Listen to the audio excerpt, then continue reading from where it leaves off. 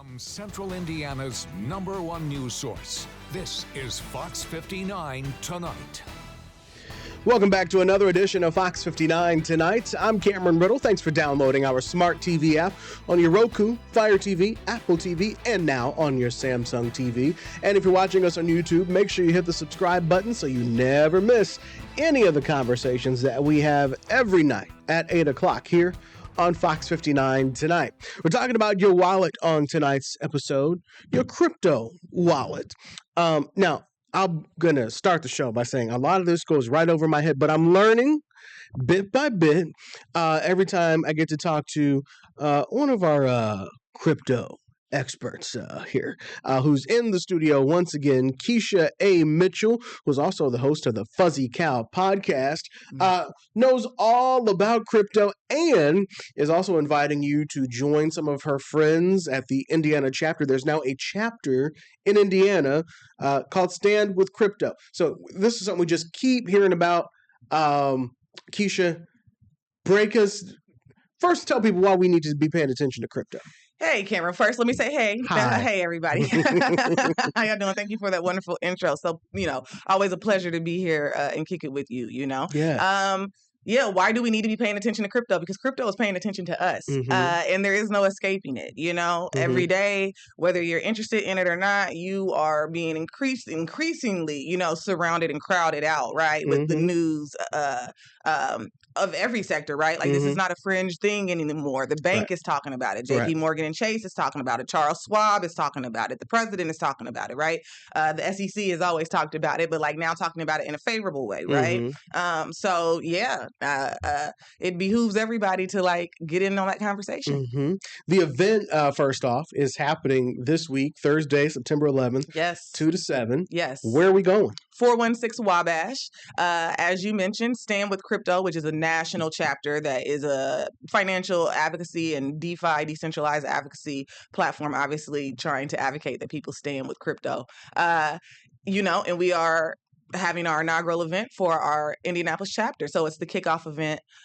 It will be, like I said, at 416 Wabash. You can come for free from 2 to 7. There is a Luma, but no need to register. You can certainly show up at the doors and we'll be happy to take you in. You'll be able to hear conversations from people that are real life dealing with policy and legislation for crypto on Capitol Hill in real time right now. Lawyers and other enthusiasts and business owners who have blockchain companies throughout the state, as well as the Fuzzy Cow podcast will be in the building doing interviews. And then there will be from 5 to 7 a networking and mingling hour with some free drinks. So please, if you're over 21, stay for the 5 to 7 portion. If you're under 21, you can definitely kick it with us from 2 to 5. Okay. So, Stand with Crypto, as you said, that's a national organization starting an Indiana chapter. Yes. Let's go into crypto. Again, let's start off basic. What is it? I mean, so at its root, right, crypto is just a fancy way of saying encoded or digitized representation of funds, right? We have tokens, which is the common word that we use to say this is what's representing value on what's called the chain, which is blockchain technology, which is basically a distributed ledger, or like I like to say, the world's longest CVS receipt, where every single detail, information, timestamp, everything that you could think about a transaction is recorded in what is blocks of information, and then put into a larger block, almost like a Rubik's Cube, that dictates that transaction has been on chain. So crypto is the financial representation of those transactions and how those transactions are exchanged, again, in that environment, which we call on chain. So what if I said crypto is this imaginary money? You would be correct in the same way that the dollar is also imaginary. The actual paper that we say is a dollar has no real value. It's shared value, right? It's agreed upon social value, right? Same with the penny, same with the dime, same with the quarter, same with the cowrie shell, same with the cow, right? All forms of value, as we as human beings have decided to allocate, or assign value to, right? Because we said that cash, at least, is a representation of gold? Used to be, but Okay. hasn't been for quite some time now, right? Okay. So we've really, for very, very long, been kind of like walking off into like the vapor, of what's actually valuable and then what's just agreed upon as value. And the dollar, everybody should know by now that the dollar is not as strong as what it's historically been, and that it's, subject to change. It's not as volatile as other world currencies yet, but it certainly does not hold the most steady place, and it's getting more unstable every day, right? And so in that way, we know that the value of things is also subject to change, right? Whether, again, that's agreed upon value or whether that's the value that others outside of this country recognize our currency with, right? And so same thing with crypto. It's just another way to say, hey, this is what I think is valuable. This is where I want to tie the things that I think are valuable to, and we'll just digitize it and encrypt it in the process. So, okay. People are getting rich. People have gotten rich. Yeah, not so much anymore. I mean, and again, is it slowing down? Risk and reward. I think that people are becoming wiser, and you're finding, a lot less people that are willing to go the day trading route, which is typically where you see those scenarios of massive gains. And with great risk, oftentimes does come great reward. So if you like to walk on the wild side and you're a little dangerous, that might be the activity for you. But at its root, and in this country, the way that we've made it legal, or the way our government has kind of come to terms with it, is that it's an asset, right? An asset class in the same way that a stock or a bond or a trust, would be an asset. So, yeah. So, first of all, by the way, we didn't get to, last time you were here, you were having an event to get people to understand crypto. Yes. How did that go? It's been going great. I actually just came from Houston, Texas, where we did it there for a conference in collaboration with a conference called Black is Tech. And yeah, continuing to do it here in the school year in Indianapolis, actually looking to partner with different, after school groups in schools. So if you are an educator or a facilitator and you would like to have, viable, reputable crypto knowledge and education given to your students, I would love to help offer that. But yeah, we're bringing the block to a city near you. Are people understanding what this is? They are. And I can really say that it's really been an honor and a blessing to have people relate to the information that I provide as well as they do, and to have it resonate, as much as it does. I think that, my name is Keisha, right? I'm a Black woman. In so many ways, I'm already relatable, right? And so I think that also lessens a lot of barriers of entry where people look at me and they say, oh, I feel like I'm comfortable here with her. I feel like this is something that I'm going to be able to understand, as opposed to who you typically tend to see evangelize this information, right? And I have real life, You mean like an old white guy with a bow tie? Not even an old white guy, usually young white guy, not with a bow tie, but with cargo shorts. Okay. You know what I mean? In the wintertime. True. I think that, like I said, for all groups of people, it has seemed that, the relativity that they find in me is making the conversation a lot easier. And then I am a technologist, but I'm also a regular person, right? I have bills that I don't always pay on the due date. I have needs to move money around to different accounts. And so being able to share like how crypto has been able to make an impact in my life and how it's given me some financial freedom has been really, really applicable to a lot of people. So, in the world of crypto news this week, there's been some headlines. Yeah, just 24 hours ago, massive attack. I mean, honestly, the word massive attack, cybersecurity attack doesn't do it justice. And, it's always one of those catch-22 things where as you're trying to, evangelize crypto and get people to feel comfortable with crypto, have to be very like starkly honest and excruciatingly, explicitly clear that, again, this is still a risky, volatile environment. And there's danger, in a lot of corners, which is why you see the banks and different institutions trying so hard to create those guardrails, as they bring their own clients on chain, right? But yesterday, massive attack, which basically, super technical terms for my technical people, an NPM, which is the way that a lot of blockchains basically have like their root files. Essentially, any program typically has like a root file. But these blockchains kind of like have similar ones or shared ones, and so that somehow got corrupted and attacked, and it is making it incredibly dangerous right now. In this moment, they've kind of started to work on and have been able to verify the safety of some chains, so it's like a process.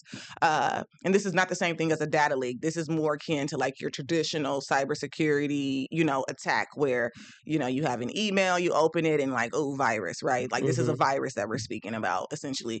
But yeah, that has basically compromised a lot of blockchains that are not, and wallets specifically, that are not what is considered cold wallets. So in blockchain, you have two types of wallets. You have what's called a hot wallet, and you have what's called a cold wallet. I'm going to ask you, based off of those words, what do you think that means? What do you think the distinction between hot and cold would be? Well, I would have said only because you were here last time. Yeah. I would have said that one is more physical than the other, but very good, my friend. You are completely correct. Okay. The hot wallet is browser based, right? Okay. Mobile app based. So again, exposed to the internet, right? It lives on the internet. There is no detaching it from that.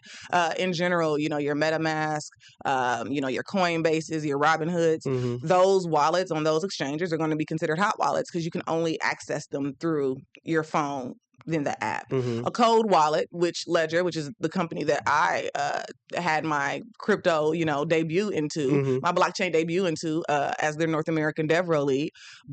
And there are a few others, but it is the most premier one globally. But a cold wallet is a physical device, looks more like a USB drive, and in itself is basically a sandboxed environment, right? So your seed phrase, which is that 12 to 27 alphanumeric code that is so important to be able to get into, it would be like your PIN number for your debit card, right? And then all of your different portfolio accounts. But right? It is a physical thing. It's a physical device, but the information on there is digital, right? But because it's within this physical device, which can't be hacked, a lot safer than perhaps like if I have some kind of phishing software or some kind of way to like intercept what you're doing on your phone or your computer, can't really break into a USB yet. Like we don't have any way to do that. Gotcha. Okay. So have they told everybody basically like, did everybody lose their money or nobody lost? Well, I can't say nobody. I'm sure some people, unfortunately, in the midst of it happening, were like, where did my funds go? And while it's being drained, especially, the more that you're exposed and the less like hygiene you have around, again, knowing what environment you're going into, knowing what the stakes are, of these different token creators or, again, environments that you're in, trading or whatever, like there's always danger. But so far it's not been like, oh, the entirety of all the crypto holders in the United States have had their funds wiped out or anything like that. But you stop that from happening, since this was certainly some kind of move towards either showing that a thing like that might need to be addressed, right? Or maybe the person, so far actually the hacker, which they can see from his wallet, because all blockchains are public, so they can see from his wallet how much he's made. And I think last time I checked, but nobody knows where this guy is. They don't know who he is, but like 3 hours ago he had only made $640, which means he's only been able to successfully like steal $640 out of billions and billions, that's interesting, right? And it kind of like also draws the question of like, well, why are we doing this? And again, is it one of those things which auditors and like IT professionals or cybersecurity engineers can relate to, where it's like, oh, I break a thing to show you that it can be broken so that you can make a better fix. You know what I mean? Or is it just like you weren't trying to break this specific volume of things, right? But yeah, like that's, So see, my fear is, okay, I would have started crypto and then got into it and I would have lost everything because he would have hacked me. If that happens, what do you do? Who do you call? You can't call 911 or... No, you can't call 911 right now if something, unfortunately happens to your bank. And it's a long bureaucratic process either way it goes. Now, true enough, there are a lot less insurances in place currently. However, there are some banks and there are some exchanges and there are some protocols, some independent third companies that can do crypto recovery for you, or at least find you. Actually, a lot of times when you see these large rug pools, I don't know if you're familiar with Hawk to Girl. Yes, the Hawk Tour. Yes. Yes, Haktua, yeah. So, she was kind of one of the last ones to do a major, what's called rug pull, right? Where she, for those that are familiar with meme coins and for those that are not, right? Memetics refers to virality, right? Things that are able to be co-opted and distributed in mass, right? And then have its own kind of meaning to different groups of people, right? And so a meme coin is a coin that can gain value just off of speculation, popularity, right? I can say, hey, Cameron, will you buy quiche coin? Then you come tomorrow on your show and you say, hey, everybody, I just bought a quiche coin. I've already made $1,000 off of the $10 I put in yesterday. Now, next thing you know, by the end of the week, I have $100,000, right? I take the $100,000 and you take it. I take it. I'm like, okay, quiche coins made $100,000, right? Time to ball out, right? I've rugged you, right? Now I've stolen what was supposed to be, because again, like any economy, any pool, it has to continue to have funds put into it. For interest and value to accrue more over time, right? And obviously just volume, right? The more you have, the more you have. So, Haktua was the last to be involved, right, or be affiliated with that type, celebrity-wise. And what about the Trump coin? The Trump coin is a meme coin too, but he did not rug, quote unquote, anybody. His token went down in value a lot, and there are questions around if he did rug, right? Like what happened to those funds? But his operation was a little bit more sophisticated. But really what you see, and not to say that the president is a celebrity because he's definitely from that class of celebrities, right? But when you see like Kanye's, and this is why so many celebrities at the end of 2022 and 2023 were being involved in these lawsuits and stuff, because it was this idea, right, that they are getting their audiences for whatever portion of the funds they're making or whatever payment that they're taking, right? They're promoting these scams to their audiences, right? And so, yeah, because of that, there have been entities and organizations, and typically when those things happen at a large enough level, there are basically forensic scientists, right, or, digital forensics that can come and kind of retrace those steps and start to either freeze the bank accounts of the person and drain them so that the funds can be redistributed, right, back to whoever. And oftentimes it's never really at the full amount that you bought in, right? It's like of what can be reclaimed. Here's what we can give back to every person. But it's getting better is what I'm going to say, right? It's not like your bank, because exchanges are not like banks, right? Where it's like, oh, I have a customer service and I can call this person and whatever, right? You do, again, have to do your due diligence. You still have to be responsible for those addresses, right? Really, it's the same with Cash App, though. If Cash App tells you the same thing, if you send money to a person that you don't know or to the wrong address, we can't really help you with that. Right. Yeah, once it's gone, it's kind of gone. It's gone, right? And those are actual dollars. Right. Yeah. So, that for me is really what I want people to think about a lot with crypto, is that it feels strange and it feels new, but this is a financial system that very much so is built on all the good things and all the bad things, right? Trying to innovate on the bad things. But definitely a lot of that is just social order, right? But there are a lot of parallels to the current traditional financial industry. And when you think about inconveniences and things that scare you about your resources being tied into this, I would just always ask anybody to pause and consider the way the bank is not, or has not been, the most friendly, right? Or always the best place for your resources either. So if we go, but first of all, I was going to ask you to go real basic about, like even the US dollar or something to coin, but I've got some video up of you. You're in DC. What is this event, just to talk about how big this is for people how big crypto has become, that there are these summits and conferences and whatnot?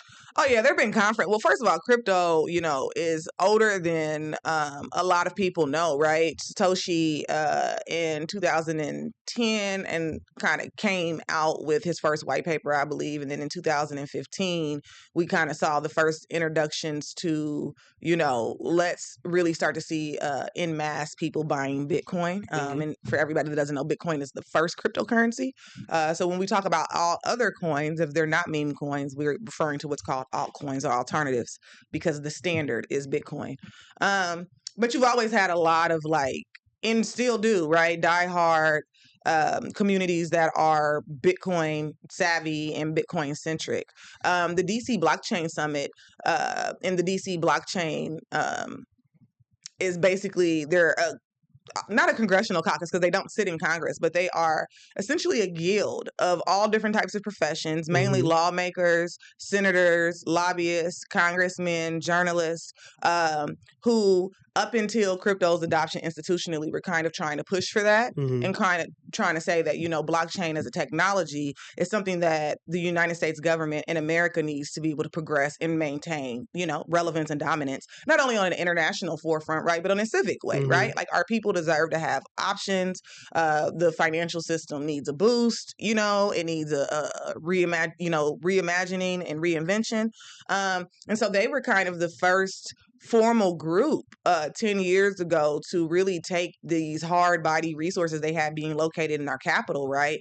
And their wherewithal and their, networks, and say, we're going to start having these conversations. We're going to start inviting lawmakers to these conversations.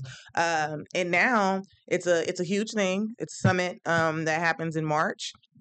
It's one day long, but it's massive. I mean, and I would say like even now to where we see crypto's adoption at institutionally, I do believe organizations, like the one that throws the DC Blockchain Summit and all of that are like very crucial to that. Like, I don't think without their work on Capitol Hill and just being, so 10 toes down and adamant about this conversation and making sure that, are you guys hearing us have this conversation? I don't know if the precedent for adoption would have been set, because they were doing it at a time back when Gary Gensler was in the SEC in the Biden administration, which was not a crypto-friendly administration. And if anything, was more like, this is a threat to the banking system. We don't, really want to talk about this at all, or we just see it as like criminality. So to have these people put their reputations, right, and their professions and their, again, networks on the line and say, no, we believe in this. That's been phenomenal to see. It's been phenomenal to see what's happened in just 10 years. So as you're talking, I've been over here Googling cryptocurrency, types of cryptocurrencies. So you mentioned Bitcoin, Solana, Dogecoin. It's a meme coin, a popular meme coin, which Elon helped make really popular. And then, now does he run Dogecoin at all? No, I can't say personally behind the scenes, like what is buy-in in, how much of the market cap, or again, how many of those tokens of all the tokens available, as far as we know. Now, we know that he has been a major advocate for it. Again, so much of where Dogecoin stands comes from his promotion of it. I mean, he obviously loves it, right? So much so that he named his government office after it, right? Yes, that's why I was like, what's the connection? I mean? Right, like, so, I think that there's definitely an affinity, we can say, for sure. USD coin. USD, which that's the government's coin. It's not a stable coin yet, but they're about to kind of make it. Google says it's a stable coin, but it's not. What does this mean? A stable coin just means it literally what it says, that we know that crypto is volatile, and we do not have what's called basically a centralized digital currency or a centralized digital banking currency.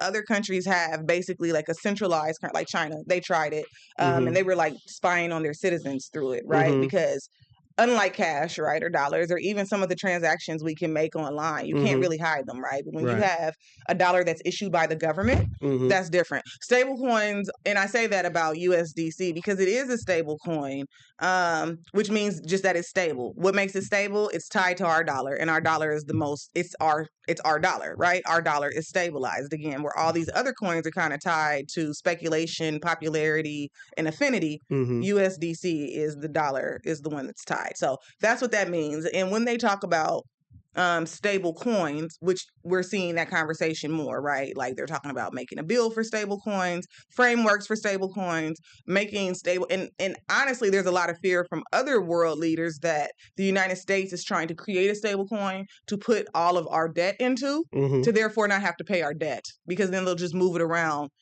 into different currencies, right?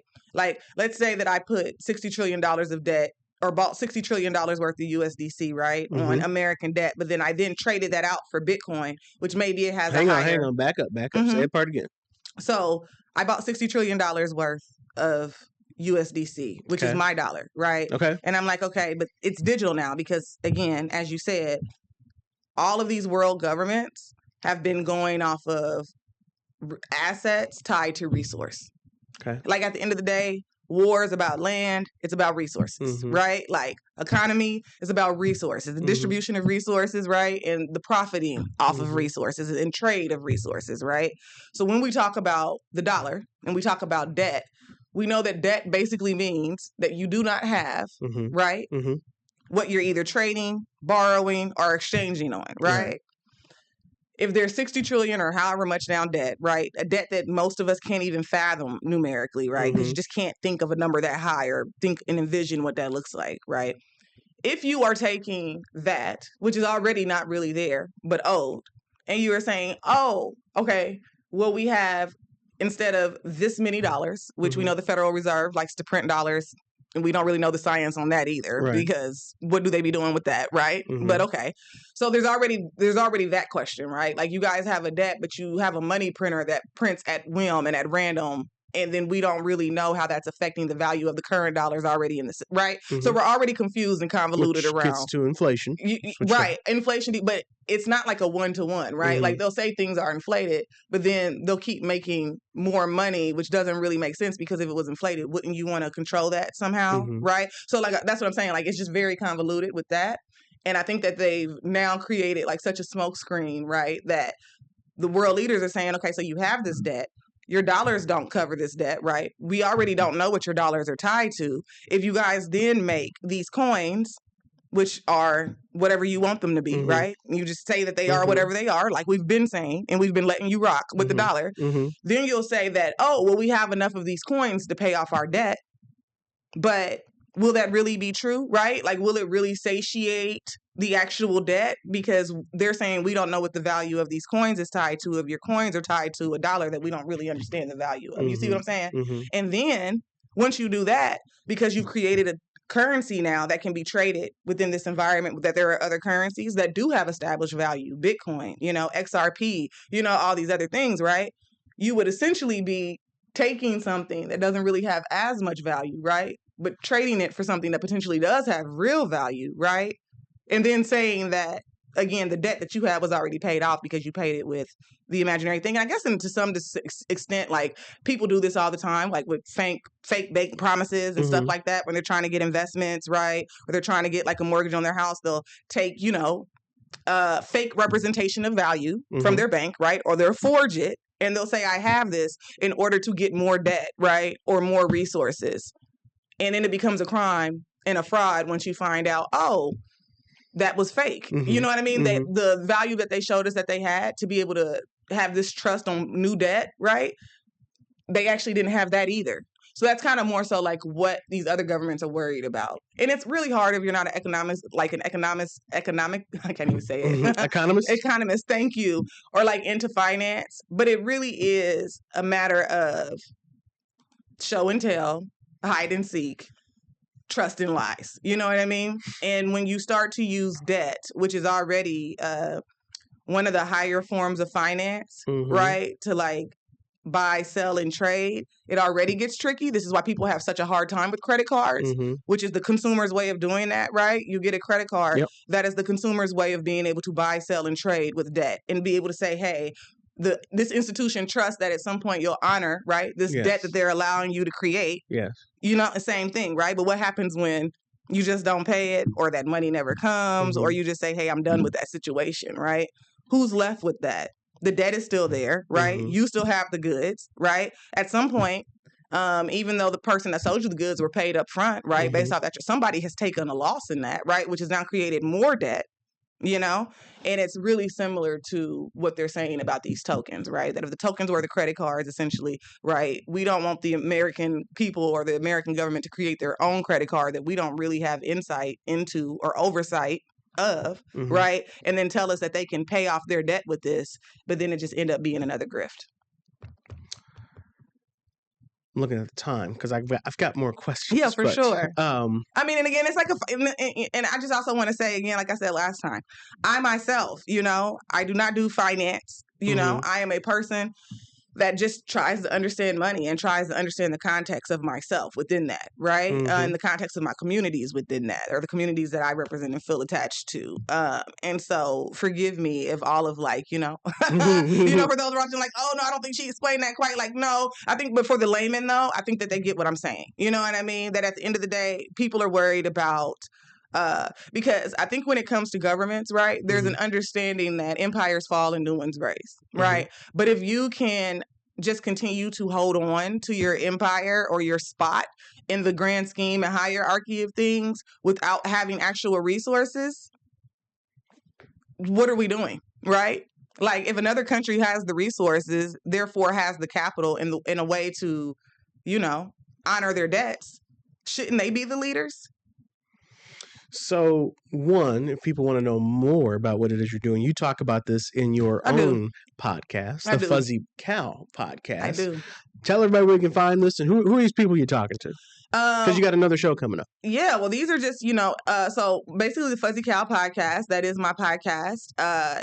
Whether it's a bear or a bull, we're crypto news you can trust. As you mentioned, we do talk about things like this in depth all the time, as well as other cultural things and, shed light on little known people in the space and throughout the sector that are doing amazing things in the real world. You can find it at www.thefzc.io. You can also find us on YouTube or Instagram at the Fuzzy Cow podcast, Twitter as well. And these people are people that were at the event. The Fuzzy Cow podcast, though we do some shows in studio, we're primarily a traveling podcast. So we go to different crypto events and fintech, which is financial technology events throughout the country, and kind of see again in real time in the field, what do these technologies, these businesses, these business owners, what do they look like? What are their motivations? What is the work that they're doing? And how will it basically impact your real life, or how can you use it today? You got another show that you're getting ready to go on the road for? Yeah, we have a couple shows coming up. So right now, we are at mid-season. We took a little break before we came back and do our last 3 shows for the season 2, which is also, by the way, brought to everybody by Octant. Octant is a great company. If you are interested in learning more about Octant and what they do, look up octant.app. But we have episodes 4 through 6 coming between September 11th and I'd say around like the first week of November, save room for editing and whatnot. How's the podcast world treating you? You know what? Actually, it's been phenomenal. I've been a journalist. I've been a content creator. I've been in media for a long time, Cameron, since I was 11 years old. I used to write for the Indianapolis Star, as a matter of fact, when I was 11 years old. For those who have lived in the city for a long time and remember Amps Magazine, at 15, I was their youngest franchise writer, right? And I would say for me, I've had my own magazines, and I would say for me, this run of media, this type of media has probably been the best. This content in particular has been the most well received. There seems to truly be a real desire and thirst for knowledge around it, even if there's not always an understanding of how to go about engaging with it. And yeah, I have found it to be a very supportive, very good medium for me. I used to be kind of like, not really a podcast person. I really don't like listening to podcasts either, because I always want to be a part of the conversation. Like, y'all talking without me, you know what I mean?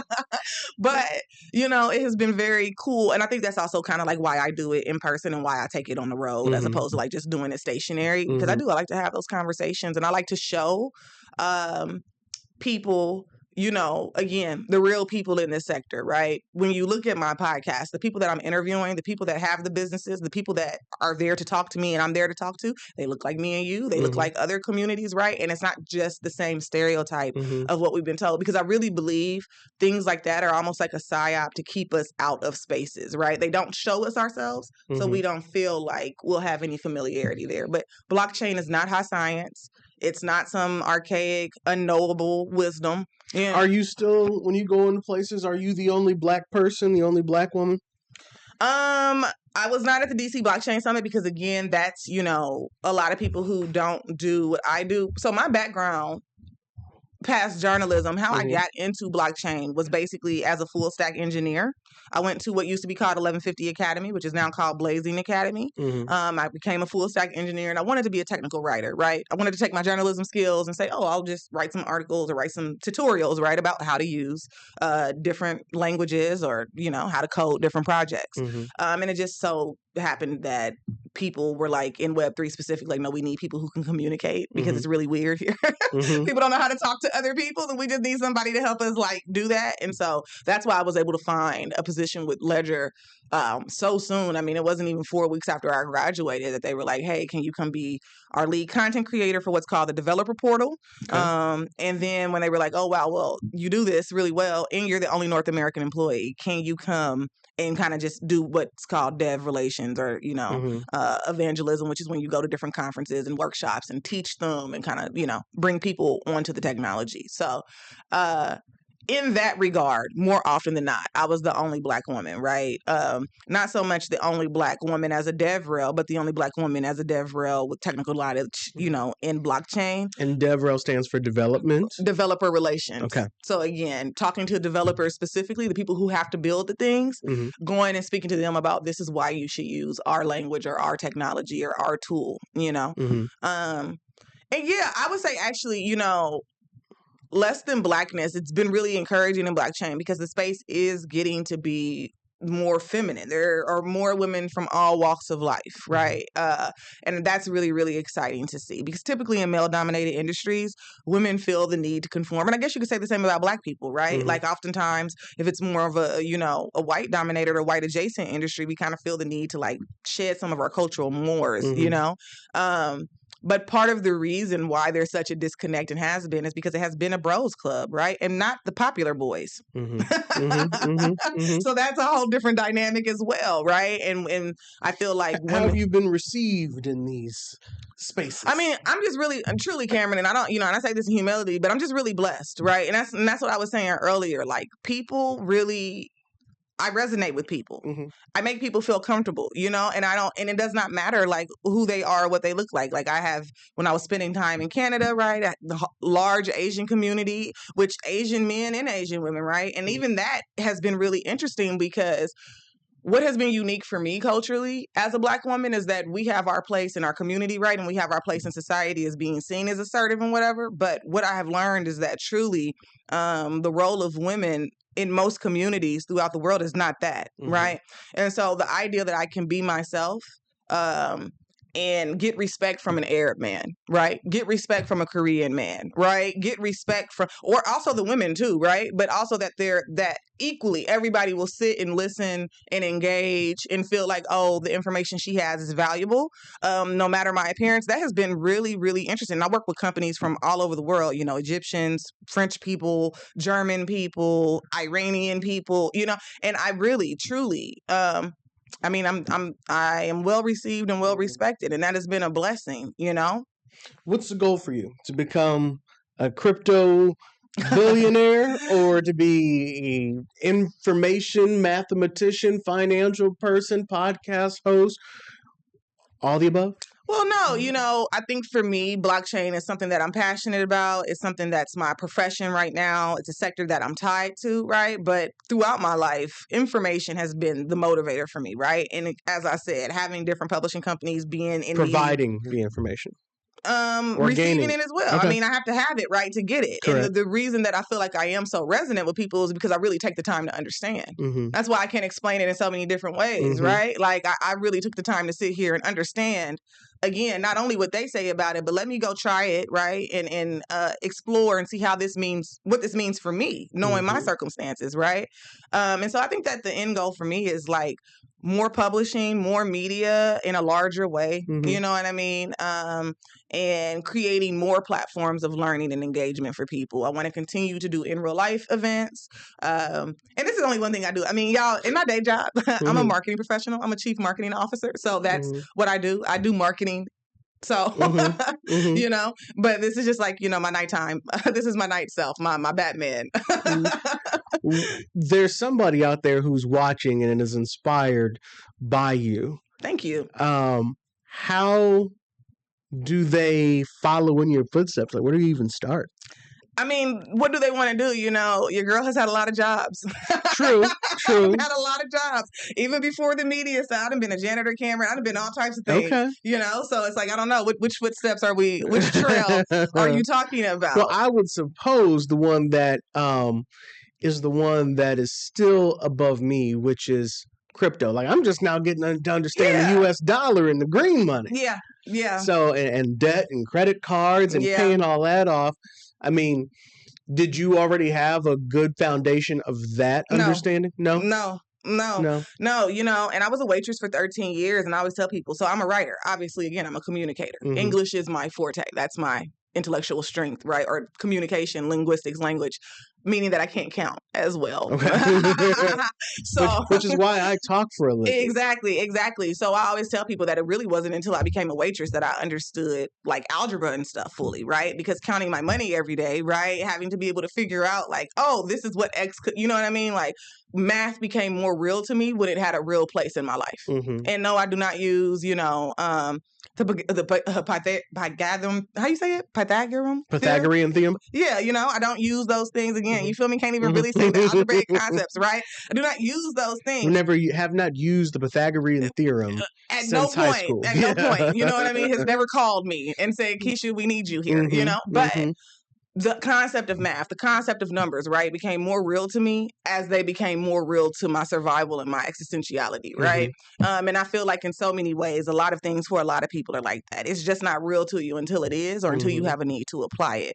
And I think that, again, for me, that's why sitting down and understanding this has been such a powerful thing because... But you didn't understand money. Because I didn't understand money outside of, again, just the, like you said, like, okay, well, now I have this amount, you know, and I need this amount for rent, or I need to be able to budget this, or I need to be able to like I had that understanding late in the game.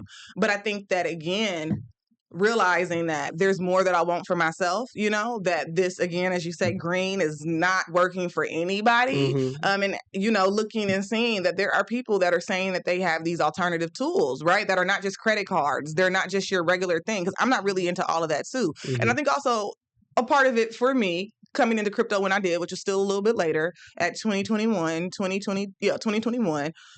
which had already, crypto had already been, you know, undergroundish mainstream for 6 years by that point. So I'm not the first crop of like crypto people, which we call those cyberpunks, right? But I'm definitely in a way anti-institution, right? Or I question the institution, you know? Not necessarily no gods, no masters, but definitely like we should question, you know what I mean? Who has authority over us or who we give deference to, which makes me question the bank, right? And I've had bad experiences with the bank. So if there's an alternative to that, why not pursue it or go learn about it? And that's really where having some of these now larger concepts and understanding have come from. Because as I've gotten older, you know, again, the need to apply these theories have become more relevant and more pertinent, you know? So now there's more of a need to know them. And only knowing that if I feel this way, other people do too. So I have to share this information because everybody's not going to ask about what they don't know. And there's a lot of things that people don't know that they don't know.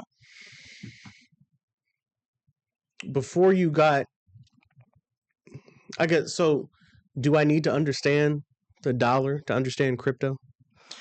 I think that you should just be understanding the dollar as an American citizen, right? Like you should just, I mean, that's your currency, you know? It is not, you do not, again, have to like be a banker to get into crypto, right? Like you don't have to like have the economy degree, you know, or take the statistics class. It's not that. Right? As I said, this is not high science. This is not an unknowable art, right? It is literally understanding what I like to do in the block, because I do like to go through traditional finance, and I like to give those understandings of foundational knowledge, right? This is what a CD is, right? This is what a checking account is. This is what a savings account is. This is what trading means. This is what portfolios are, because these are the things that even this is what a wallet means, right? Because as we use this language in crypto, it is important to understand what we're referencing and what the iteration is. So if I say a wallet, you know, obviously I'm not talking about a billfold, but if I'm talking about a cold wallet, which would be closest to a billfold, right? It's important to say, oh, okay. Which a cold wallet, by the way, is the one that's a USB. Exactly. See, I remember. See, look at you learning, right? That's important to know why it's called a wallet, because essentially by saying the word wallet, you understand that even digital money has to be held in a place. Right? We get that, right? There are just certain things we get. But the next question is, well, if it's digital money and it has to be held in a place, well, where do you hold it? Mm-hmm. Oh, well, we have wallets for that, right? And it's the same thing. Like, oh no, we don't have checkings account, but we do have, different wallet addresses for different token types, right? Which kind of act as the accounts that hold those things, right? You do have liquidity pools and other things that are more like, and staking, which are more like savings accounts, right? Where you kind of like say, oh, well, the bank does this all the time, right? You put some money in a savings account or you put some money in some kind of fund, and get interest off of it, right? Even our own dollars are supposed to be. I mean, it's very fractional, right? But even that, right? The idea of money being fractional. People often, I think you asked that last time about, well, why do they say, Bitcoin is this fraction or why is it fractional? Well, if I say, Cameron, I got $1, can you break it? We both now have a fraction of that dollar. I have 75 cents, you have 25 or whatever the case might be, right? So it's like that to eliminate the confusion around jargon and around concept, right? It is good to understand where you're coming from and what you're building on top of. But you can definitely just hop off the porch. I mean, plenty of people have. And just jump right in. Yeah, just jump right in. I was going to say, I mean, you should do some intro to crypto videos on the Fuzzy Cow podcast. I mean, I do. We have all of that. We have flashcards. We have. Oh, you do? Yeah, we have a program called. But you have a whole website. I have a whole website, yeah, and there's an education portion on the website. It's called Crypto Education, where even on the YouTube we have different segments called the Memo, where we just talk about different things. The soundbite where we talk about different things. Like there's just different things that we speak about. It's not just the show, and that is why the block was built, because it's kind of like the in real life manifestation of like the crypto education that we've been doing on the site, in a way to kind of like consolidate again some of these more basic pieces of information, so that when people are listening to the show, even though we do our explainers and stuff too, it's like, oh, okay, now I really feel like I'm a part of the conversation, which then it becomes not a passive listener, right? Being galvanized into action. We're about out of time. Okay. Tell folks where to go, because you said the website you're under construction. No. I mean, it'll be up. You weren't supposed to say that. It'll be up by the time they see by the it. time. I'm sorry. Okay. And the website's live right now. Yeah, it's live right now. But www.thefzc.io, and you can check out everything there. Crypto education, all of that, and the block. You can find us there. You can find information about where we'll be at next, in what city or what community, where we'll be doing those workshops. And then please, September 11th, tomorrow, 2 to 7, 416 Wabash. That's the name of the venue and the address. We're doing the Stand with Crypto Indianapolis chapter inaugural kickoff event. We're going to have panels. We're going to have some free drinks. We're going to have, people all from across the great state of Indiana that are working in the sector in real time for you to come meet. If you have any questions about the industry and how to get involved, or again, what footsteps following, this will be a great place to come and get that knowledge. And what's it, 416 Wabash? 416 Wabash is what is that? It's the venue. It's the venue. Yeah, is it? It's basically, I think, like a multi-space venue. They do weddings in there, concerts in there. Okay. Yeah. Okay. Yeah. Okay. All right. Keisha Mitchell. That is I. Keisha A. Mitchell. Thank you so much for coming Cameron. on and explaining more and more. So we'll have to keep following what is happening with the crypto news this week. So this is not a good week to I would say this week, maybe just cool it. You know what I mean? If you have some crypto in your wallet, just maybe wait till Monday. Just hold off. Yeah, before you start to change it or send it to anybody. If this was the week where you're like, oh, I'm going to get a wallet, maybe just hold off till Monday. Okay. Maybe just wait on that till next week. But we'll be back for sure. All right. Okay, it's coming back. It's not dead. It's just in some... Yeah, doing what we do. Going through those changes. It's a wave. It's in a wave right now. All right, that's going to do it for this edition of Fox 59 Tonight. Thank you, Keisha, for coming on. And we will see you next time. I'll talk to you Sunday on my radio show on Open Lines on 106.7 WTLC and Hot 100.9. Until we meet again, I'm Cameron Riddle. Have a great night. Bye.